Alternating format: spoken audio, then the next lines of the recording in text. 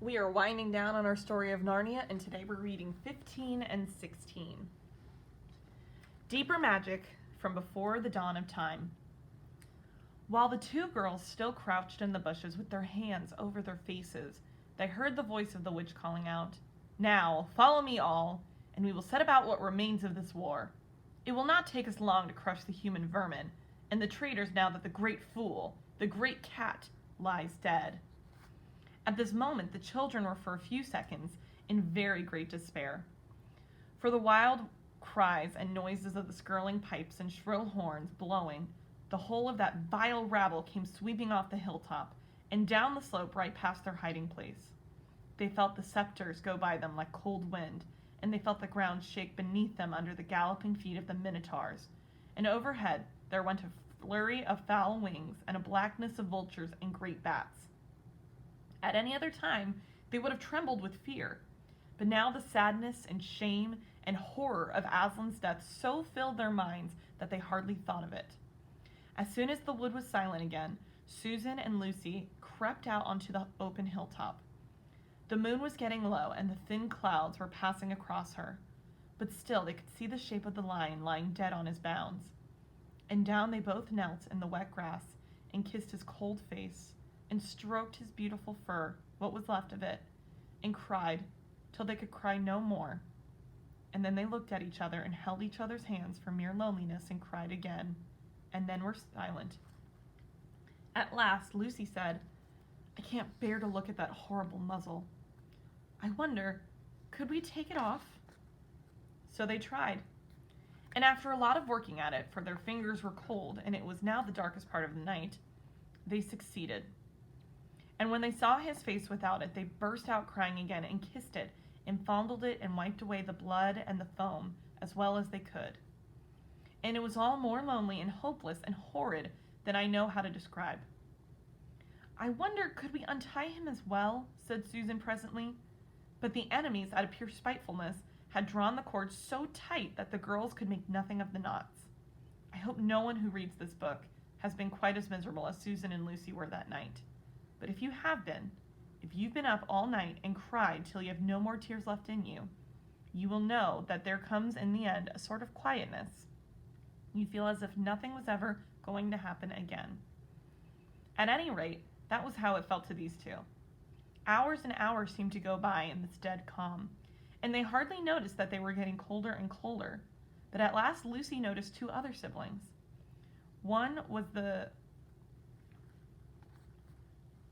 Two other things. One was that the sky on the east side of the hill was a little less dark than it had been an hour ago.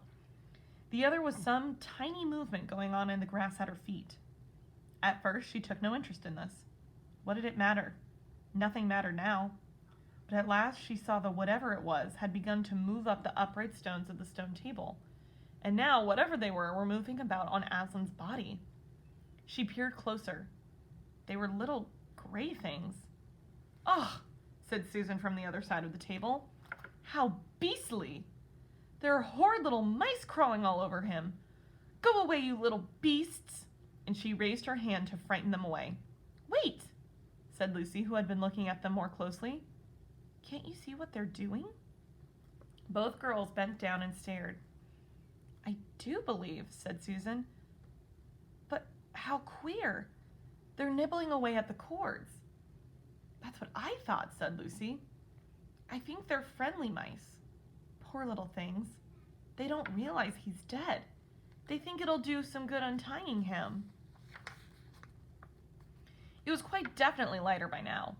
Each of the girls noticed for the first time the white face of the other. They could see the mice nibbling away, dozens and dozens, even hundreds of little field mice, and at last one by one the ropes were all gnawed through. The sky in the east was whitish by now, and the big stars were getting fainter, all except one very big one low down on the eastern horizon. They felt colder than they had been all night. The mice crept away again. The girls cleared away the remains of the gnawed ropes. Aslan looked more like himself without them. Every moment his dead face looked nobler, as the light grew and they could see it better. In the wood behind them, a bird gave a chuckling sound. It had been so still for hours and hours that it startled them. Then another bird answered it. Soon there were birds singing all over the place. It was quite definitely early morning now, not late night. "I'm so cold," said Lucy. "So am I," said Susan. "Let's walk about a bit." They walked to the eastern edge of the hill and looked down. The one big star had almost disappeared. The country all looked dark gray, but beyond, at the very end of the world, the sea showed pale. The sky began to turn red. They walked to and fro more times than they could count between the dead Aslan and the eastern ridge, trying to keep warm, and oh, how tired their legs felt. Then at last, as they stood for a moment looking out towards the sea of Cair Paraval, which they could just now make out, the red turned to gold along the line where the sea and sky met, and very slowly up came the edge of the sun. At that moment, they heard from behind them a loud noise, a great cracking, deafening noise, as if a giant had broken a giant's plate. "What was that?" said Lucy, clutching to Susan's arm. "I feel afraid to turn around," said Susan. "Something awful is happening." "They're doing something worse to him," said Lucy. "Come on!" And she turned, pulling Susan round with her. The rising of the sun had made everything look so different. All colors and shadows were changed, that for a moment they didn't see the important thing. Then they did. The stone table was broken into two pieces by a great crack that ran down from end to end, and there was no Aslan. "Oh, oh, oh!" cried the two girls, rushing back to the table. "Oh, it's too bad," sobbed Lucy. "They might have left the body alone." "Who's done it?" cried Susan. "What does it mean? Is it more magic?" "Yes," said the great voice behind their backs. "It is more magic." They looked around.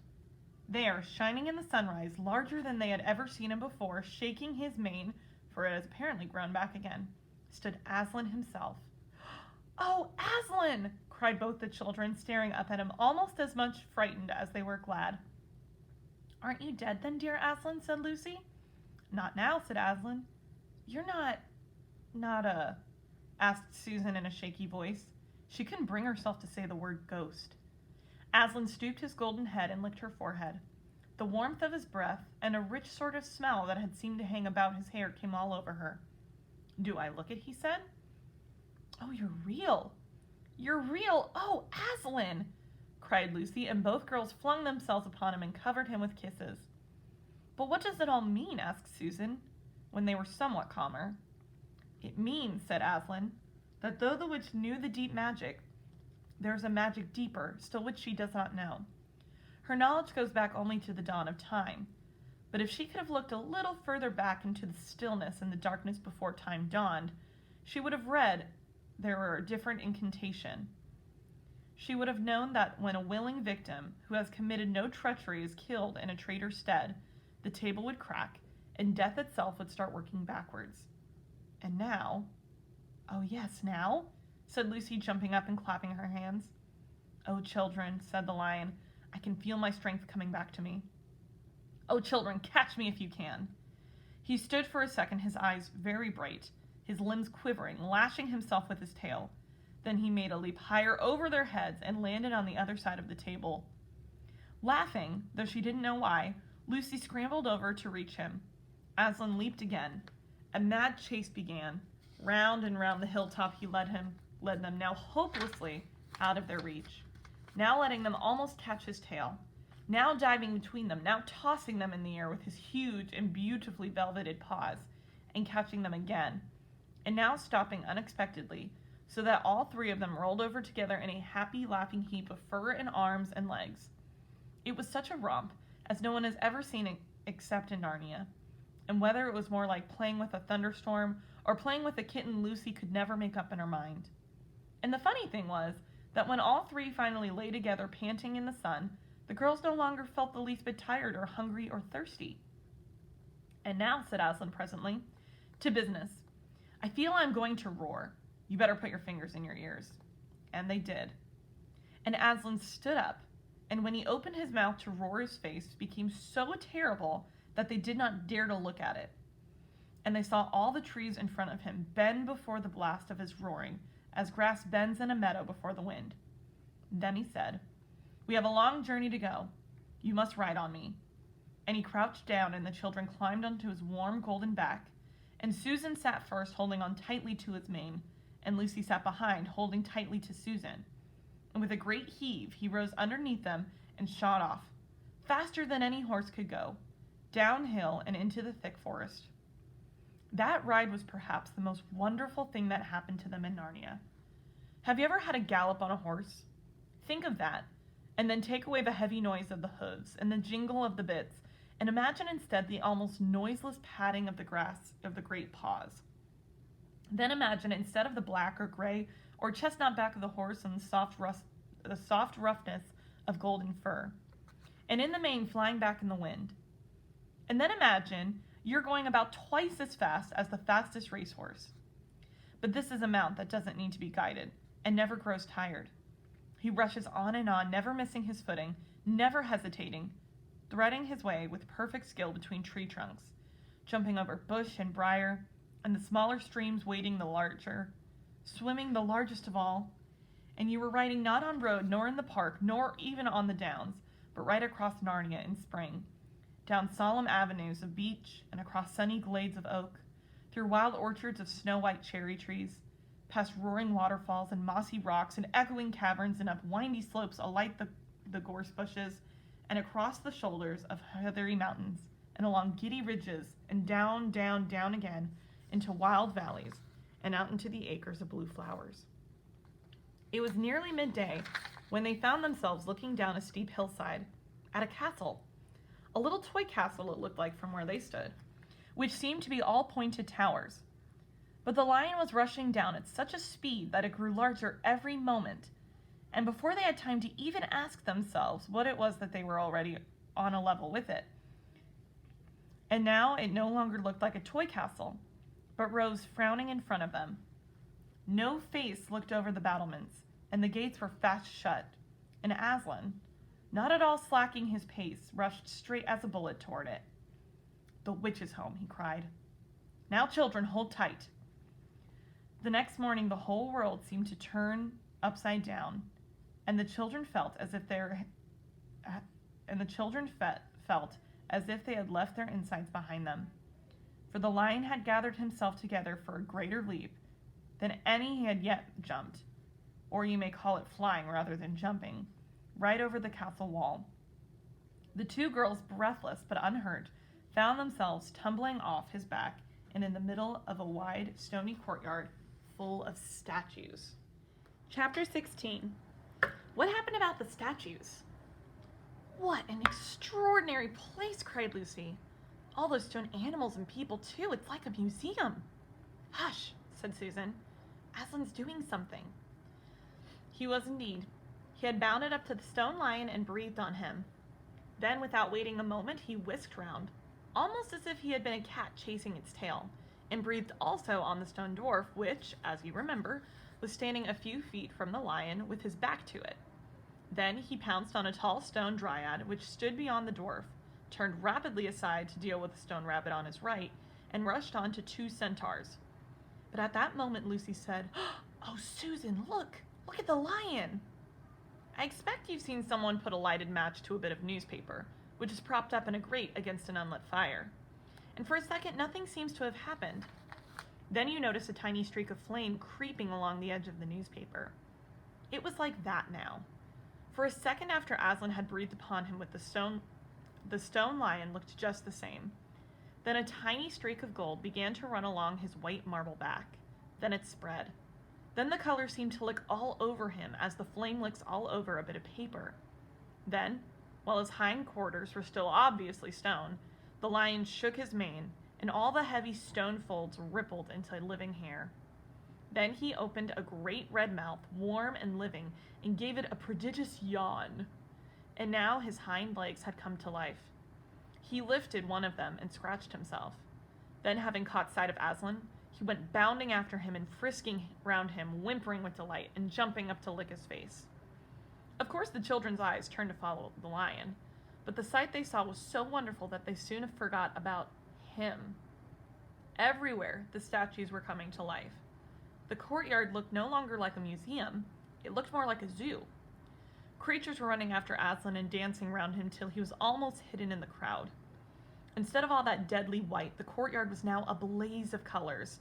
Glossy chestnut sides of centaurs, indigo horns of unicorns, dazzling plumage of birds, ruddy brown of foxes, dogs, and satyrs, yellow stockings and crimson hoods of dwarves, and the birch girls in silvers, and the beech girls in fresh, transparent green, and the larch girls in green so bright that it was almost yellow. And instead of the deadly silence, the whole place rang with the sound of happy roarings, brayings, yelpings, barkings, squealings, cooings, neighings, stamping, shouts, hurrahs, and songs of laughter. "Oh," said Susan in a different tone, "look, I wonder, is it safe?" Lucy looked and saw that Aslan had just breathed on the feet of the stone giant. "It's all right," shouted Aslan joyously. "Once the feet are put right, the rest of him will follow." "That's not exactly what I meant," whispered Susan to Lucy. But it was too late to do anything about it now, even if Aslan would have listened to her. The change was already creeping up in the giant's legs. Now he was moving his feet. A moment later, he lifted the cub off his shoulder, rubbed his eyes, and said, "Bless me, I must have been asleep. Now, where's that dratted little witch that was running about the ground? Somewhere just by my feet it was."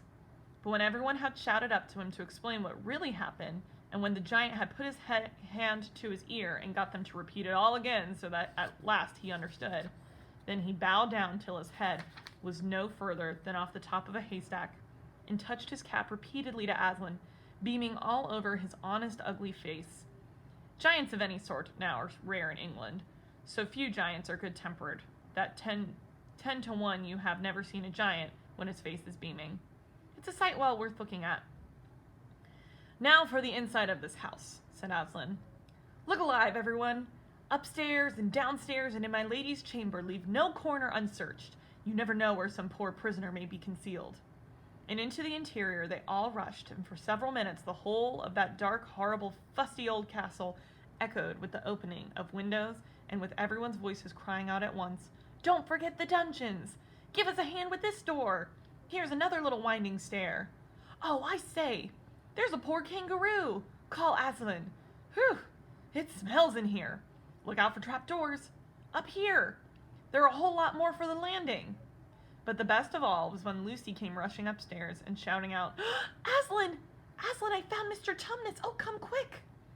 A moment later, Lucy and the little fawn were holding each other by hands and dancing round for joy. The little chap was none the worse for having been a statue, and was of course very interested in all she had to tell him. But at last the ransacking of the witch's fortress was ended. The whole castle stood empty, with every door and window open, and the light and the sweet spring air flooding into all the dark and evil places which needed them so badly. The whole crowd of liberated statues surged back into the courtyard. And it was then that someone, Tumnus I think, first said, "But how are we going to get out?" For Aslan had got in by a jump, and the gates were still locked. "That'll be all right," said Aslan. And then, rising on his hind legs, he bawled up at the giant. "Hi, you up there," he roared. "What's your name?" "Giant Rumblebuffin, if it pleases your honor," said the giant, once more touching his cap. "Well there, Giant Rumblebuffin," said Aslan. "Can you let us out of this, will you?" "Certainly, your honor. It will be a pleasure," said Giant Rumblebuffin. "Stand well away from the gates, all you little ones." Then he strode to the gate himself, and bang, bang, bang went his huge club. The gates creaked at the first blow, cracked at the second, and shivered at the third. Then he tackled the towers on each side of them, and after a few minutes of crashing and thudding, both the towers and a good bit of the wall on each side went thundering down in a mass of hopeless rubble. And when the dust cleared, it was odd, standing in that dry, grim, stony yard, to see through the gap of all the grass and waving trees and sparkling streams of the forest, and the blue hills beyond that, and beyond them were the sky. "Blowed if I ain't all in muck sweat," said the giant, puffing like the largest railway engine. "Comes of being out of condition. I suppose neither of you young ladies have such a thing as a pocket handkerchief, do you?" "Yes, I have," said Lucy, standing on tiptoes and holding her handkerchief up as far as she could. "Thank you, missy," said Giant Rumblebuffin, stooping down. Next moment Lucy got rather a fright, for she found herself caught up in midair between the giant's finger and thumb. But just as she was getting near his face, he suddenly started, and then put her gently back on the ground, muttering, "Bless me! I picked up the little girl instead. I beg your pardon, missy, I thought you was the handkerchief." "No, no," said Lucy, laughing. "Here it is." This time he managed to get it, but it was only about the same size to him as a saccharine tablet would be to you. So that was when she saw him solemnly rubbing it to and fro across his great red face. She said, "I'm afraid it's not much use to you, Mr. Rumblebuffin." "Not at all, not at all," said the giant politely. "Never met a nicer handkerchief. So fine, so handy. No, I don't know how to describe it." "What a nice giant he is," said Lucy to Mr. Tumnus. "Oh yes," replied the fawn. "All the Buffins always were. One of the most respected of all the giant families in Narnia. Not very clever, perhaps. I never knew a giant that was. But an old family. With traditions, you know. If he'd been the other sort, she'd never have turned him into stone." At this point, Aslan clapped his paws together and called for silence. "Our day's work is not yet over," he said. "And if the witch is to be finally defeated before bedtime, we must find the battle at once."